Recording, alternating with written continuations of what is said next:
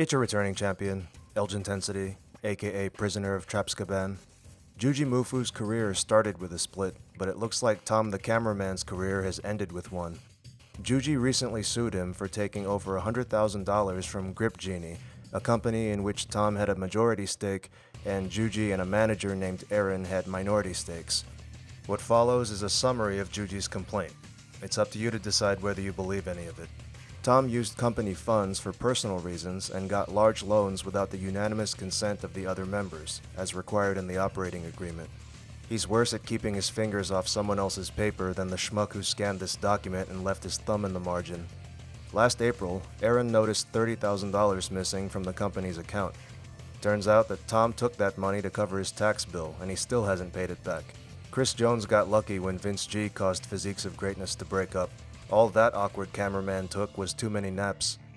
In addition, he took about $120,000 from the business for his own use, and took out business loans for about $180,000, all without authorization.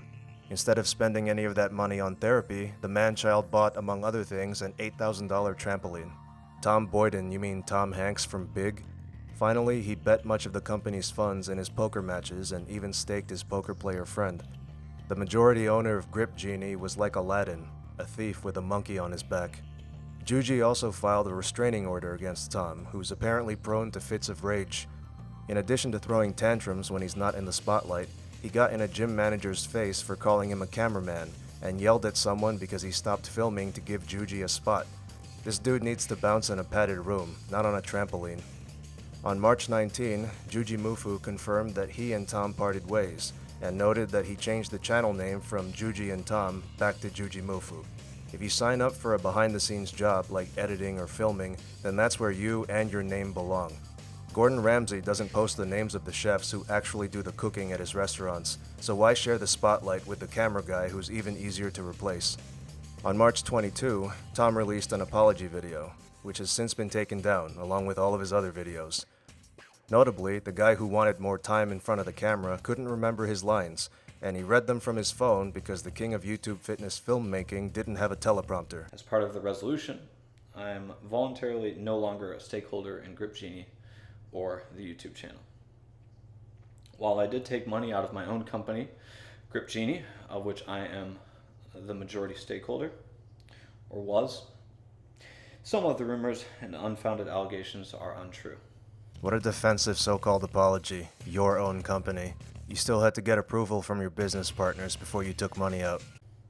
I've openly shared my ups and downs during the last 4 years publicly via YouTube, and in the spirit of maintaining that vulnerability, I admit that I could have done many things differently.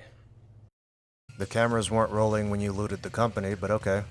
After saying that he's vulnerable and that he made a mistake, he wishes Jujimufu the best, and then goes on to his personality issues. Many of the events filed in the initial lawsuit lack context. I found myself in a high-pressure situation and admit that I said things out of anger and frustration. I, however, have never and would never threaten to harm anyone and would never cause bodily or emotional harm to anyone intentionally.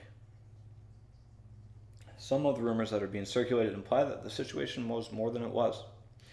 These difficult parts of my personal life are now public, and many parts of the stories are being twisted into some pretty crazy stories that stretch the truth or are outright untrue. This is his way of saying that there was no point in filing a restraining order against him. To be fair, I don't see him throwing a punch that'll hurt as much as seeing over $100K missing from the bank account. Being judged openly in public is difficult, but I leave it up to you to determine for yourselves what you choose to believe. However, I would like to set a few things straight.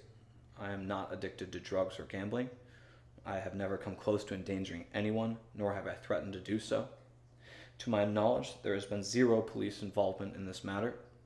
Frankly, I'm struggling with understanding the entirety of this situation and how things got to this point.